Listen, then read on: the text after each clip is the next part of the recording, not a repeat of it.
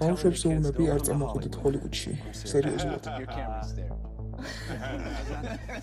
Jim, what about for you? I mean, you იხუმრა თუ სიმართლე თქვა.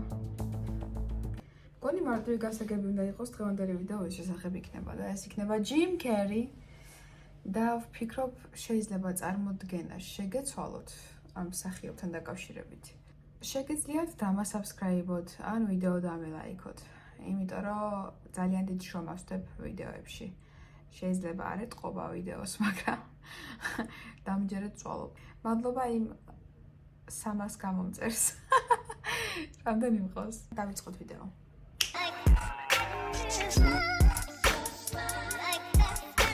2015 წელს კეტრინმა გოგო, რომელიც იყო ჯიმ კერის ერთ-ერთი შეყვარებული, მოიკლა თავი და სამწუხაროდ დატოვა წერილი, სადაც ამბობდა თუ როგორ ცუდ ფსიქოლოგიურ მდგომარეობაში იყო და რამ გადააწყვეტინა თავის მოკლა. და სამწუხაროდ თავი მოიკლა წამლებით. ანუ წამლების ანტიდეპრესანტების ზედმეტი დოზა მიიღო. რა შუაშია ჯიმ კერი და რა შუაშია მისი ყოფილი შეყვარებულის თვითმკვლელობა. ძალიან ბევრი ადამიანი ჯიმ კერის აბრალებს ამ გოგონას გარდაცვალებას. სამწუხაროდ ეს ყველაფერი ჯიმ კერის იმიტომ ბრალდება, რომ ის წამლები, სწორედ ის ანტიდეპრესანტები, რომელთაც თვითმკვლელობა ჩაიდინა გოგონამ, მშობლები აცხადებენ, რომ ეს არის ჯიმ კერის მიერ მიწოდებული ანტიდეპრესანტები. ძალიან რთული მოსასმენია, მე პირადად დღეს უფრო ჩაუღმავდი ამ თემას, მქონდა განაგონი ეს ინფორმაცია, მაგრამ ამდენად ღრმად არ ვიცოდი დეტალები და წვრილმანები თუ რაში იყო საქმე და რატო მოხდა ეს საშინელება. ეს გოგონა თავიდანვე გამოირჩეოდა მენტალური პრობლემებით და მამის გარდაცვალების შემდეგ განსაკუთრებით ხშირად უბრუნდებოდა და შორდებოდა ჯიმ კერის. თუმცა ჯიმ კერი ვეღარ ინარჩუნებდა მასთან კარგ ურთიერთობას, რადგან ამ გოგონას ფსიქოლოგიური მდგომარეობა საკმაოდ მძიმე იყო.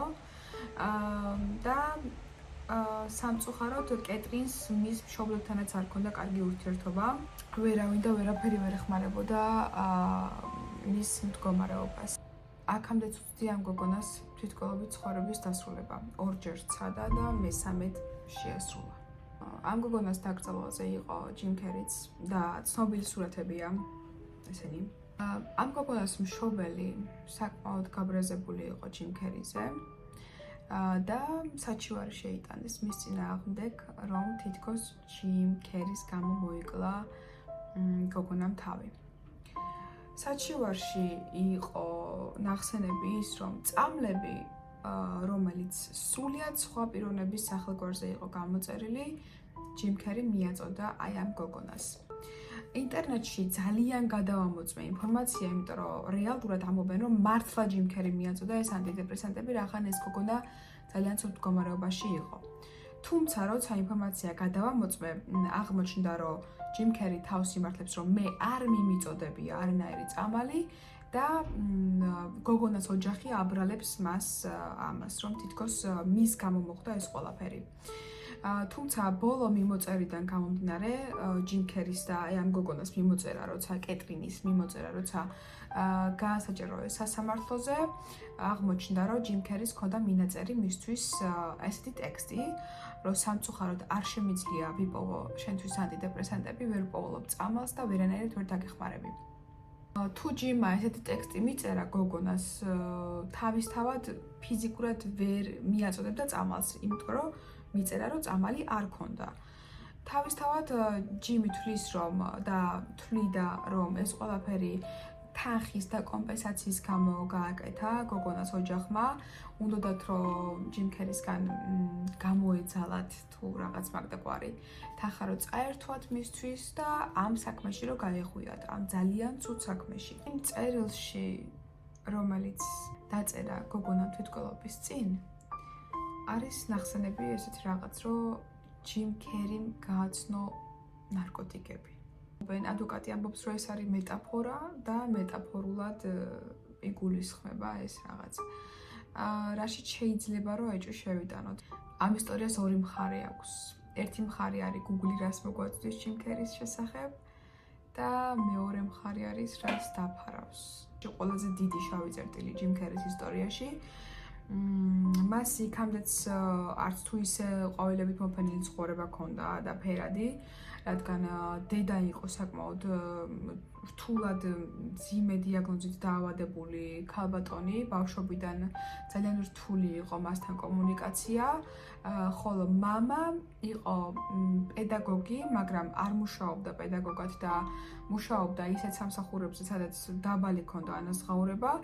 ჯიმ ქერი ყოველთვის ეჩხუბებოდა მამას, არ ჰქონდა მამასთან კარგი ურთიერთობა, თუმცა შემდეგ როცა მამა გარდაიცვალა, ეს 94 წელს მოხდა, ჯიმ ქერის ფილმი ნიღაბი 94 წელს როცა ეს ფილმი გამოვიდა, ჯიმ ქერიმ მამას საფლავში ჩააყოლა 1 მილიონიანი ჩეკი და აი ამ ჩეკზე მინდა რომ გესაუბროთ, ვფიქრობ ძალიან დაგაინტერესებთ და შეიძლება თქვენ ის мотиваციაც იყოს. როცა ჯიმ ქერი წარმატებას ვერ აღწევდა რაღაც პერიოდში, როცა ახალგადასული იყო ჰოლივუდში, გამოიწერა საკუთარ თავს გამოუწერა ჩეკი 1 მილიონის. არაფერი არ ქონდა, უბრალოდ აიღო ფურცელი და 1 მილიონის ჩეკი გააყალბა, შეიძლება ითქვას. და საბედნიეროდ მიაღწია იმდენს, რომ უკვე 94 წელს ფილმი ნიღაბი მონაწილეობისთვის 6 მილიონი დოლარი გადაუხადეს. უბრალოდ ძალიან ბევრია და ის სიმბოლური ჩეკი, რომელსაც ამდენი წელი ინახავდა, მამას ჩააყოლა საფლავში. სამწუხაროდ მამა ვერ მოესწრო იმ პერიოდს, როცა მისი შვილი ძალიან სახელგანთქმული იყო, რადგან სწორედ ფილმი ნიღაბის შემდეგ გახდა ჯიმ ქერი სასწაულად დიდი ვარსკვლავი ჰოლივუდში. ჯიმ ქერი გარდა იმისა, რომ არის იდეალური მსახიობი, რაღაც პერიოდი მისი თანამშრომლები არც ისე კმაყოფილები იყვნენ მისი ქცევით, რადგან ცოტა ნარცისული ქცევები ახასიათებდა, თუმცა როლში იმდენად იჭრება, როცა რომელიღაცა სხვა მსახიობის როლს თამაშობს, შეიძლება 4 თვე ან 6 თვე როლში ჩარჩეს. ამიტომ მსგავსი ქცევები გამოწვეულია საკუთარი როლებიდან, რომელსაც ის თამაშობს. ის არის ძალიან დიდი ქველმოქმედი პიროვნება, ფონდებში რიცხავს ხშირად საკმაოდ დიდ თანხებს და ასევე ამ ბოლო პერიოდში დაიწყო ხატვა, რაც მართლა ძალიან კარგად გამოსდის. ვეცდები მისი ნამუშევრები განვათავსო, გაჩვენოთ, თქვენს დათქმით. წლების განმავლობაში ჯიმ ქერი საზოგადოებას ახსენებს იმას, რომ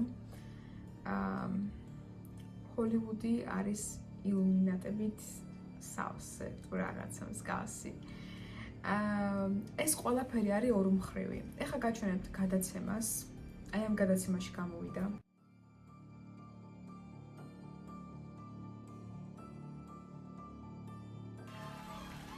ეგ რაიმე განგსტერული ნიშანია. ვითომ შენ არ იცი ეს რაც არის. შენ არ იცი ეს რაც არის. შენ არ იცი, ჯიმი ფელონმა არ იცის, დევიდ ლერმანოც არ იცის. არც ერთმა კომიკოსმა და შოუ-ბიზნესის წამყვანმა არ იცის ეს რას ნიშნავს. რა არის? კარგი რა ჯიმი, სერიოზულად. დრო მოვიდა. ძალიან დავიღალე საიდუმლოებები და ტყუილებით. ეს არის საიდუმლო ნიშანი ილუმინატების. და შენ ერთ-ერთი მათგანი ხარ. წლებია უკვე თოქ-შოუს წამყვანები, ტელევიზიის ხალხი, კომედიის ხალხი არიან დაქირავებული მთავრობის მიერ. რადგან გზიდან გადაგაგდონ, გაგამხიარულონ, გაგართონ, მიიქციონ შენი ყურადღება, რადგან შენ ვერ მიხვდე რა ხდება რეალურად. ისინი ტყეში რო გადიან წეზე რო დგებიან შიშვლები, აი მანდ იღებენ გადაწყვეტილებებს. და აი რო იცით, შეხედეთ როგორ მიყურებს. ეს ძალიან სასაცილოა. გადაცემაში ისმის სიცილის ხმა. Right? Or I'm sick and tired of the secrets and the lies. It is the secret symbol of the Illuminati and you're a part of it. და იცით ჩაწერაზე ვინც იყო მისული თქვენს, რომ არავის არ გაუცინიაო. არავის არ გაუცნია ამ ფაქტის შემდეგ, რაც ჯიმ კერიმ დაატრიალა. და ეს ხოთაშორის არც ისე ძველი ვიდეოა. მისი ახლანდელი კარიერა ძირითადად სონიკს ეხება. სონიკის სამივე ნაწილს კინოთეატრში უყურე და ძალიან მომეწონა. გირჩევთ რომ თქვენი ბავშვები წაიყვანოთ. თუ ახლა გადის კინოში, არ ვიცი, ზუსტად იზიათ რომ ოჯახთან ერთად უყუროთ, ძალიან სახალისო და საყვარელია, განსაკუთრებით ახალი ნაწილი. ვიტირე, მაგრამ არ შემიშნიე. სონიკი 2-ის გადაღების შემდეგ ჯიმ კერიმ ახსენა, რომ ფილმში მონაწილეობას აღარ მიიღებდა და დაასრულა მისი სამსახიობო კარიერა. და თქვა, რომ თუ სცენარი არ იქნება რაღაც იდეალური, ფილმში არ მივიღებ მონაწილეობასო. თუმცა Sonic 3-ში მიიღო მონაწილეობა და მართლაც აი იმდენად ხმამაღლა ვიცინოდი იმ მომენტზე, სადაც ჯიმ კერი იყო, რომ გონი მთელ კინოთეატრს ჩემი სიცილი ესმოდა. გამიფართოვეთ. ელვის გაიხსენე 76 წლის ვერსია. მაგრამ სერ შესაფერი სექსუალური არ მაქვს. უკვე გაქვს. აჭკვია.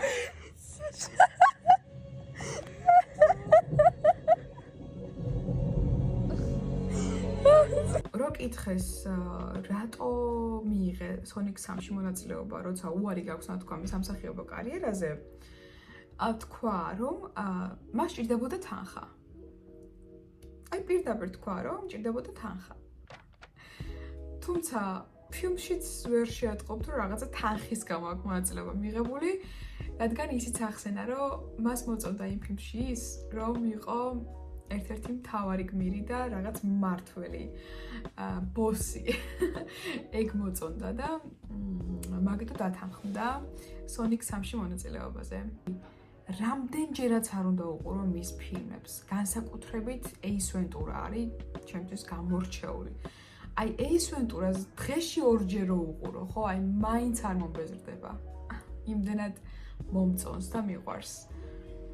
ვფიქრობ, რომ აბსოლუტურად ყველა მსახიობი, რომელიც ძირითადად კომედიებში არიან გადაღებულები და კომედიებში მონაწილეობდნენ, რეალურ ცხოვრებაში გაცილებით მოწყენილები და დეპრესიულები არიან. სწორედ ჯიმ კერიმ აფიქრებინებს ამას, იმიტომ რომ მის ცხოვრებას რო დავაკვირდეთ, საკმაოდ რთული ეტაპები აქვს გამოვლილი და ეხაც მარტო ცხოვრობს, ხატავს, ხატვაში ატარებს მის წლებს, მისი შვილი სტუმრობს ხოლმე და მის საშვილოც იგივე ახსენა, რომ მამა ძალიან კარგი იუმორი აქვს მამას, მაგრამ ყოველთვის ისეთი არ არის, როგორც ფილმებში. ყოველთვის ისეთი მხიარული არ არის. ძალიან მომწონს მისი ინტერვიუები და შეგიძლიათ უსმინოთ, შეგიძლიათ მის დოკუმენტურ ფილმს უყუროთ, თუ დამატებით ინფორმაცია გაინტერესებთ მასზე. მე ვფიქრობ, რომ კარგი პიროვნებაა, თუმცა ის სასამართლო დავა, რაც 2018 წელს მან მოიგო, საკმაოდ აი ესეთი თემა არის, რომ შეიძლება დაეჭვდე და შეიძლება ეჭვი შეიტანო მის სიმართლეში.